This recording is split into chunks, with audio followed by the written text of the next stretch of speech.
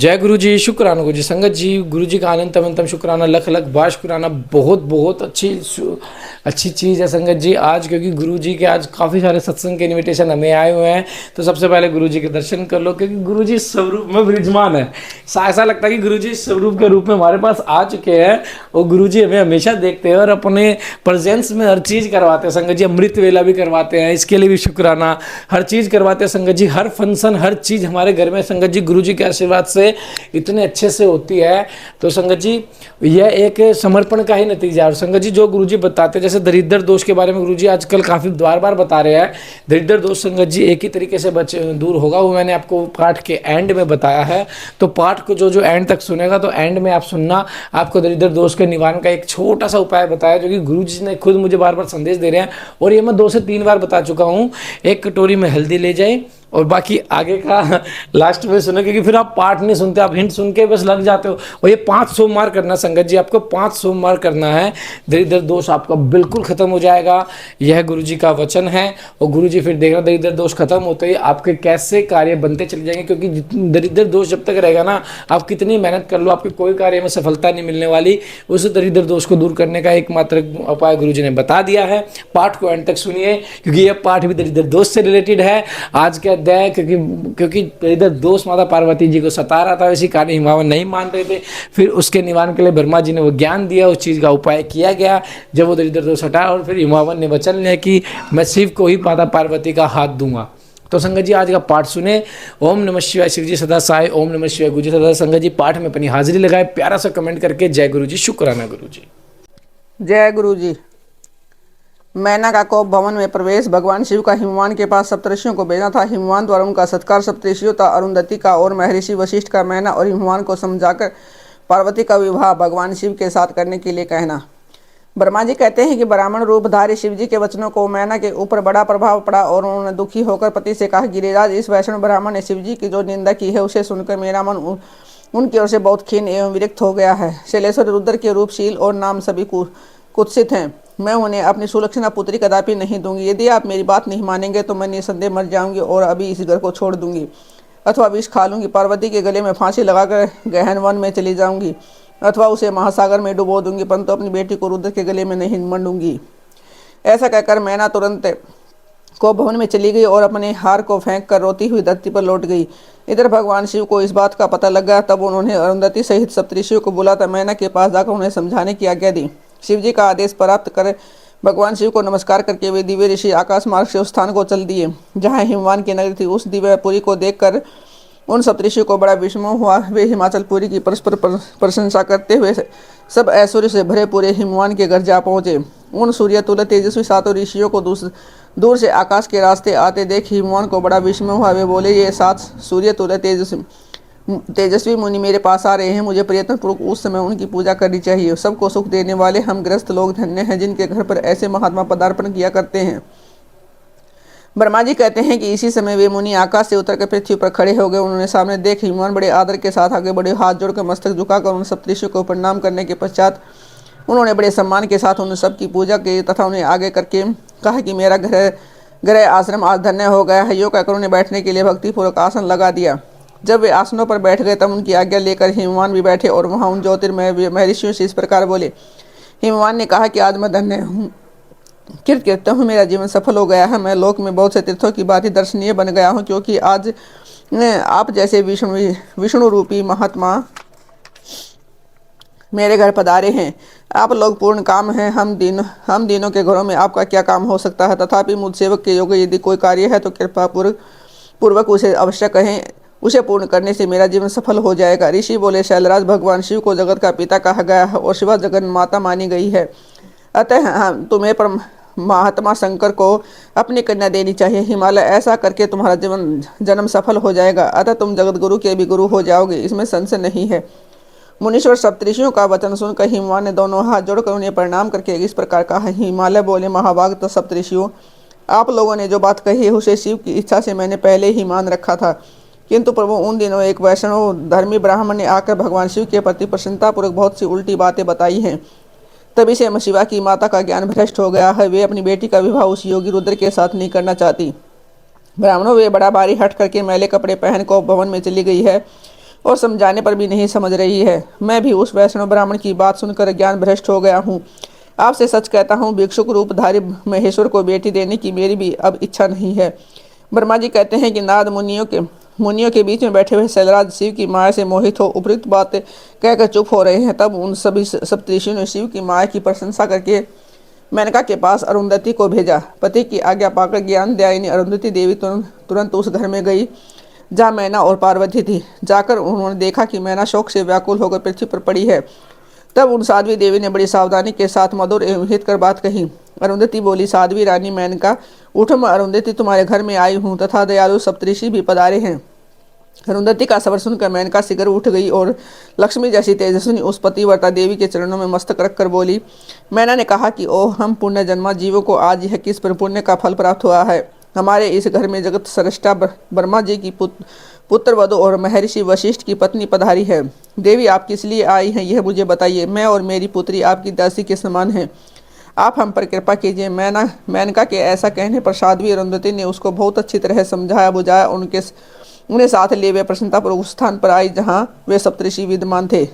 सप्तऋषिगण बातचीत में बड़े निपुण थे। उन सब ने भगवान शिव के युगल चरणारविंदों का स्पर्श करके शैलराज को समझाना आरंभ किया। ऋषि बोले, शैलेंद्र, हमारा शुभकारक वचन सुनो। तुम पार्वती का विवाह शिव के साथ कर दो और संहार करता रुद्र के ससुर को हो जाओ। शंभु सर्वेश्वर हैं, वे किसी से याचना नहीं करते। स्वयं ब्रह्मा जी ने तारकासुर के विनाश के लिए एक वीर पुत्र उत्पन्न करने के उद्देश्य को लेकर भगवान शिव से प्रार्थना की कि वे विवाह कर लें। भगवान शंकर तो योगियों के शिरोमणि हैं, विवाह के लिए उत्सुक नहीं है। केवल ब्रह्मा जी की प्रार्थना से ही वे महादेव हमारी कन्या का पानी ग्रहण करेंगे। तुम्हारी पुत्री ने जब तपस्या की थी उस समय उसके सामने उन्होंने इसे विवाह की प्रतिज्ञा कर ली थी। इन्हीं दो कारणों से वे योगीराज से विवाह करेंगे। ऋषियों की बात सुनकर हिमालय हंस पड़े और बहुत भयभीत हो विनय पूर्वक बोले। हिमालय ने कहा कि मैं शिव के पास कोई राजोचित श्यामगिरी नहीं देखता हूँ। उनका न कोई घर है, न ऐश्वर्य, न कोई स्वजन या बंधु बांधव ही। मैं अत्यंत निर्लिप्त योगी को अपनी बेटी देना नहीं चाहता। आप लोग वेद विदाता ब्रह्मा जी के पुत्र हैं, अतः आप अपना निश्चित विचार कीजिए। कहिए, जो पिता काम से, मोह से, भय से तथा लोभ से किसी अयोग्य वर के हाथ में अपनी कन्या दे देता है, वह मरने के बाद नरक में जाता है। अतः मैं स्वेच्छा से भगवान शूलपाणी को अपनी कन्या नहीं दूंगा। इसलिए महर्षियों, जो उचित विधान हो उसे आप लोग कीजिए। मुनीश्वर नारद हिमाचल के इस वचन को सुनकर बातचीत करने में निपुण महर्षि वशिष्ठ ने उनसे यो कहा कि वशिष्ठ बोले, शैलेश्वर, मेरी बात सुनो। वह सर्वथा तुम्हारे लिए हितकारक है, धर्म के अनुकूल, सत्यतः यह लोक और परलोक में सुखदायक है। शैलराज, योग, लोक तथा वेद में 3 प्रकार के वचन उपलब्ध होते हैं। शास्त्रज्ञ पुरुष अपनी निर्मल ज्ञान दृष्टि से उन सब प्रकार के वचनों को जानता है। एक तो वह वचन है जो तत्काल सुनने में बड़ा सुंदर लगता है, परंतु पीछे वह असत्य एवं अहितकारक सिद्ध होता है। ऐसा वचन बुद्धिमान शत्रु ही कहता है, उसे कभी हित नहीं होता। दूसरा वह है जो आरंभ में अच्छा नहीं लगता, उसे सुनकर अप्रसन्नता ही होती है, परंतु परिणाम में वह सुख देने वाला होता है। इस तरह का वचन कहकर दयालु धर्मशील बांधव वंजन ही कर्तव्य का बोध कराता है। तीसरी श्रेणी का वचन यह है कि जो सुनते ही अमृत के समान मीठा लगता है और सब काल में सुख देने वाला होता है। सत्य ही उसका सार होता है, इसलिए वह हितकारक हुआ करता है। ऐसा वचन सबसे श्रेष्ठ और सबके लिए अभिष्ट है। शैलराज, इस तरह नीति शास्त्र में 3 प्रकार के वचन कहे गए हैं। इन तीनों में से तुम्हें कौन सा वचन अभिष्ट है, बताओ। मैं तुम्हारे लिए वैसा ही वचन कहूँगा। भगवान शंकर संपूर्ण देवताओं के स्वामी हैं, उनके पास बाह्य संपत्ति नहीं है। इसका कारण यह है कि उनका चित्त एकमात्र ज्ञान के महासागर में मगन रहता है, जो ज्ञानानंद स्वरूप और सबके ईश्वर हैं। उन्हें लौकिकता बाह्य वस्तुओं की क्या इच्छा होगी। गृहस्थ पुरुष राज्य और संपत्ति से सुशोभित होने वाले वर को अपनी पुत्री देता है, क्योंकि किसी दीन दुखी को कन्या देने से पिता कन्याघाती होता है, उसे कन्या के वध का पाप लगता है। कौन जानता है कि भगवान शंकर दुखी हैं।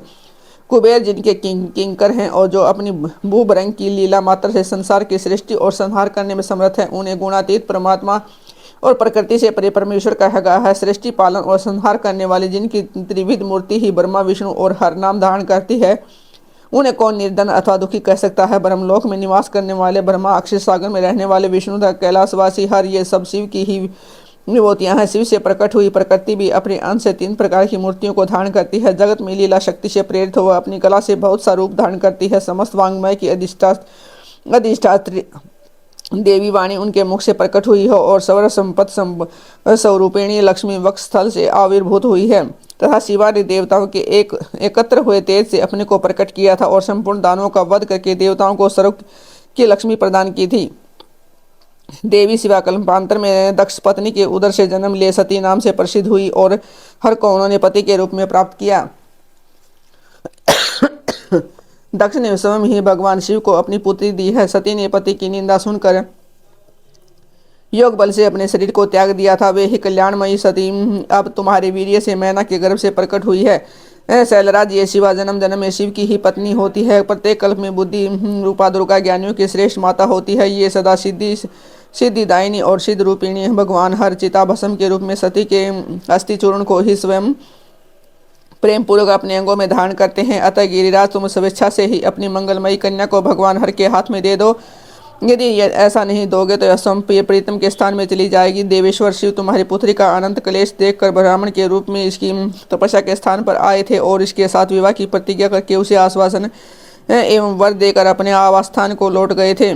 गिरे, पार्वती की प्रार्थना से ही शंभु ने तुम्हारे पास आकर उसके लिए याचना की और तुम दोनों ने शिव भक्ति में मन लगाकर उनकी इस याचना को स्वीकार कर लिया था।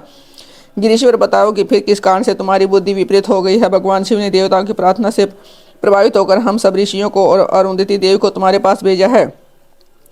हम तुम्हें यह शिक्षा देते हैं कि तुम पार्वती को रुद्र के हाथ में दे दो। गिरे, ऐसा करने पर तुम्हें महान आनंद प्राप्त होगा। शैलेंद्र, यदि तुम स्वेच्छा से अपनी बेटी शिवा को शिव के हाथ में नहीं दोगे तो भाव के बल से इन दोनों का विवाह हो जाएगा। ताते भगवान शंकर ने तपस्या में लगी हुई पार्वती को ऐसा ही वर दिया है। ईश्वर की हुई प्रतिज्ञा कभी पलट नहीं सकती। गिरिराज, ईश्वर के वश में रहने वाले समस्त साधु पुरुषों को भी प्रतिज्ञा का संसार में किसी के द्वारा उल्लंघन होना कठिन है। फिर साक्षात ईश्वर की प्रतिज्ञा के लिए तो कहना ही क्या है।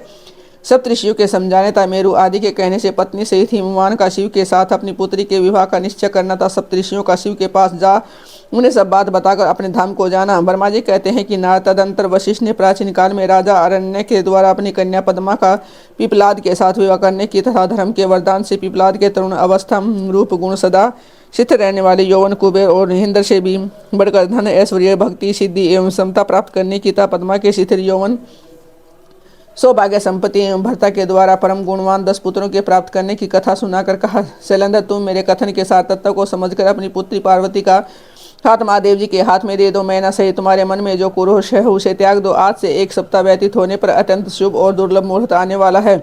उस समय चंद्रमा लगन के स्वामी होकर अपने पुत्र बंधु के बुध के साथ लगन में ही स्थित होंगे। उनका रोहिणी नक्षत्र के हत योग होगा।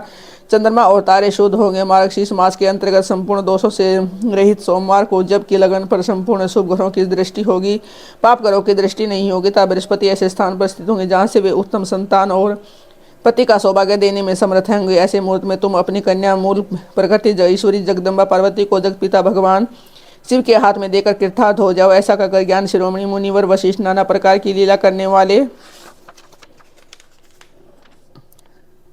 भगवान शिव का स्मरण करके चुप हो गए। वशिष्ठ जी की बात सुनकर शिव को और पत्नी सहित गिरिराज हिमालय बड़े विस्मित हुए। दूसरे पर्वतों से बोले। हिमालय ने कहा, गिरिराज, मेरु, सह्य, गंधमादन, मंदराचल, मैनाक और विंध्याचल आदि पर्वतेश्वरों, आप सब लोग मेरी बात सुनो। वशिष्ठ जी ऐसी बात कह रहे हैं, अब मुझे क्या करना चाहिए? इस बात का विचार करना है। आप लोग अपने मन से सब बातों का निर्णय करके जैसा ठीक है समझे वैसा करें। हिमाचल की यह बात सुनकर सुमेरु आदि पर्वत भली बातें निर्णय करके उन्हें प्रसन्नतापूर्वक बोले। पर्वतों ने कहा कि महाभाग, इस समय विचार करने से क्या लाभ है? जैसा ऋषि लोग कहते हैं उनके अनुसार ही कार्य करना चाहिए। वास्तव में यह कन्या देवताओं का कार्य सिद्ध करने के लिए ही उत्पन्न हुई है। इसने शिव के लिए अवतार लिया है इसलिए शिव को ही दे देनी चाहिए। यदि उसने रुद्र देव की आराधना की है तो रुद्र ने आकर के साथ वार्तालाप किया तो इसका विवाह उन्हीं के साथ होना चाहिए। ब्रह्मा जी कहते हैं कि नाथ, उन मेरु आदि पर्वतों की ये बात सुनकर हिमाचल बड़े प्रसन्न और गिरिजा भी मन ही मन हंसने लगी। अरुंधति ने भी उनके अनेक कारण बताकर नाना प्रकार की बातें सुनाकर विविध प्रकार के इतिहासों का वर्णन करके मैना देवी को समझाया कि वह अब शैल पत्नी मेनका सब कुछ समझ गई और प्रसन्नचित हो उन्होंने मुनियों और अरुंधति को और हिमाचल को भी भोजन कराकर स्वयं भोजन किया। तदंतर ज्ञानी गिरिश्रेष्ठ हिमाचल ने उन मुनियों को भली भांति सेवा की। उनका मन प्रसन्न और सारा भ्रम दूर हो गया। उन्होंने हाथ जोड़कर प्रसन्नतापूर्वक उन महर्षियों से कहा। हिमालय बोले, महाभाग सप्तऋषियों, आप लोग मेरी बात सुने। मेरा सारा संदेह दूर हो गया। मैंने शिव पार्वती के चरित्र सुन लिए हैं। अब मेरा शरीर मेरी पत्नी मैना और मेरे पुत्री रिद्धि सिद्धि तथा अन्य सारी वस्तुएं भगवान शिव की हैं, दूसरे किसी की नहीं। ब्रह्मा जी कहते हैं कि नाथ, ऐसा कहकर हिमाचल ने अपनी पुत्री की ओर आदरपूर्वक देखा और उसे वस्त्राभूषण से विभूषित करके ऋषियों की गोद में बिठा दिया। तत्पश्चात वे शैल राजपूत पुनः प्रसन्न हो उन ऋषियों से बोले, यह भगवान रुद्र का भाग है, इसे मैं उन्हीं को दूंगा, ऐसा निश्चय कर लिया। ऋषि बोले, गिरिराज भगवान शंकर तुम्हारे याचक हैं, तुम सब उनके दाता हो और पार्वती देवी भिक्षा है, इसे उत्तम और क्या हो सकता है। हिमाचल तुम समस्त पर्वतों के राजा सबसे श्रेष्ठ और धन्य हो, अतः तुम्हारे शिखरों की सामान्य गति है, तुम्हारे सभी शिखर सामान्य रूप से पवित्र एवं श्रेष्ठ हैं। ब्रह्मा जी कहते हैं कि नारद, ऐसा कहकर निर्मल अंतकरण वाले उन मुनियों ने जब गिरिराज कुमारी पार्वती को हाथ से छूकर आशीर्वाद देते हुए कहा कि ये शिवे, तुम भगवान शिव के लिए सुखदायिनी हो, तुम्हारा कल्याण होगा, ऐसे सुख जैसे शुक्ल पक्ष में चंद्रमा बढ़ते हैं उसी तरह तुम्हारे गुणों की वृद्धि हो। ऐसा कहकर सब मुनियों ने गिरिराज को प्रसन्नतापूर्वक फल फूल दे विवाह के पक्के होने का दृढ़ विश्वास कर लिया। उस समय परम सती सुमुखी अरुंधति से प्रसन्नतापूर्वक भगवान शिव के गुणों का बखान करके मैना को लुभा दिया। तदंतर गिरिराज हिमवान ने परम उत्तम मांगलिक लोकाचार का आश्रय लिए हल्दी और कुमकुम से अपनी दाढ़ी मूछ का मार्जन किया। तत्पश्चात चौथे दिन उत्तम लगन का निश्चय करके परस्पर संतोष देवे सप्तऋषि भगवान शिव के पास चले गए। वहां जाकर शिव को नमस्कार कर और विविध सुक्तियों से उनका सत्वन करके वे वशिष्ठ आदि सब मुनि परमेश्वर शिव से बोले। ऋषियों ने कहा कि देव देव महादेव परमेश्वर महाप्रभु, आप प्रेम पूर्वक हमारी बात सुने। आपके इन सेवकों ने जो कार्य किया है उसे जान ले महेश्वर। हमने नाना प्रकार के सुंदर वचन और इतिहास सुनाकर गिरिराज और मैना को समझा दिया है। गिरिराज ने आपके लिए पार्वती का वाग्दान कर दिया है, अब इसमें कोई अनुनय नहीं है। अब आप अपने पार्षदों तथा देवताओं के साथ इनके यहाँ विवाह के लिए जाइए। महादेव प्रभु अब शीघ्र हिमाचल के घर पधारिए और वेदोक्त रीति के अनुसार पार्वती का अपने लिए पानी ग्रहण कीजिए। सप्तऋषियों का यह वचन सुनकर लोक चार परायण महेश्वर प्रसन्नचित और हंसते हुए इस प्रकार बोले। महेश्वर ने कहा कि माँ बाग सप्तऋषियों, विवाह का तो मैंने न कभी देखा हो न ही सुना है। तुम लोगों ने पहले जैसा देखा हो उसके अनुसार विवाह की विशेष विधि का वर्णन करो। महेश्वर के उस अलौकिक शुभ वचन को सुनकर वे ऋषि हंसते हुए देवादिदेव भगवान सदाशिव से बोले। ऋषियों ने कहा कि प्रभु, आप पहले तो भगवान विष्णु को विशेषतः उनके पार्षदों सहित शीघ्र बुला ले, फिर पुत्रों सहित ब्रह्मा जी को, देवराज इंद्र को, समस्त ऋषियों को, यक्ष गंधर्व किन्नर सिद्ध विद्याधर और अप्सराओं को प्रसन्नतापूर्वक आमंत्रित करें। उनको तथा अन्य सब लोगों को यहाँ सादर बुलावा ले, वे सब मिलकर आपके कार्य का साधन कर लेंगे, इसमें संशय नहीं है। ब्रह्मा जी कहते हैं कि नारद, ऐसा कहकर वे सातों ऋषि उनकी आज्ञा ले भगवान शंकर की स्थिति का वर्णन करते हुए वहां से प्रसन्नतापूर्वक अपने धाम को चले गए। जय गुरु जी, शुक्राना गुरु जी, संगत जी, गुरु जी का शुक्राना, लख लख बार शुक्राना। संगत जी, आज का पाठ बहुत ही महत्वपूर्ण पाठ है। किस तरह पिपलादवाद के अवतार के आपको दर्शन हुए महादेव जी के, किस तरह हिमाचल पर्वतों के राजा ने किस तरह पार्वती देवी को महादेव को सौंपने का वचन ले लिया। तो संगत जी, पाठ बहुत ही अच्छा है। पाठ में एक गहरी बात है। मैं फिर से आपको एक दरिद्र दोष के बारे में बताने जा रहा हूँ। दरिद्र दोष की निशानियाँ होती हैं, आपके पसीने में से स्मेल आएगी, आपके मुँह से स्मेल आएगी। इस पाठ में दरिद्र दोष का कारण है क्योंकि देखो संगत जी, जब तक दरिद्र दोष सता रहा था, जब तक हिमावन भी नहीं माने थे कि पार्वती और शिव का विवाह हो, तो संगत जी फिर वो दरिद्र दोष हटाया गया पूजा पाठ से, ज्ञान से, ब्रह्म ज्ञान से। तो संगत जी, तो ज्ञान से ही सारी चीज़ें होती हैं। आपको मैंने उपाय भी बताया दरिद्र दोष का, आज फिर से बता रहा हूँ। 5 सोमवार एक लोटे में जल भर लीजिए और उसमें हल्दी मिला लीजिए। वो जल शिवलिंग पे चढ़ा के, उसमें से जो शिवलिंग पे चढ़ने के बाद जो जल नीचे आता है तो वो थोड़ा सा लोटिया में भर के लाइए और उस जल को मिला के नहाइए। और उस जल को जब हल्दी ले जाइए और जल को हल्दी से शिवलिंग को अच्छे से रगड़िए। संगत जी, शिवलिंग को अच्छे से रगड़िए जब तक हो सके। आप जब तक शिवलिंग को अच्छे से रगड़िए, जितना रगड़ोगे उतना ही दरिद्र दोष आपका दूर होगा। जय गुरु जी, शुक्राना गुरु जी। प्यारा सा कमेंट करके पाठ में हाजिरी लगा लें। जय गुरु जी, शुक्राना गुरु जी।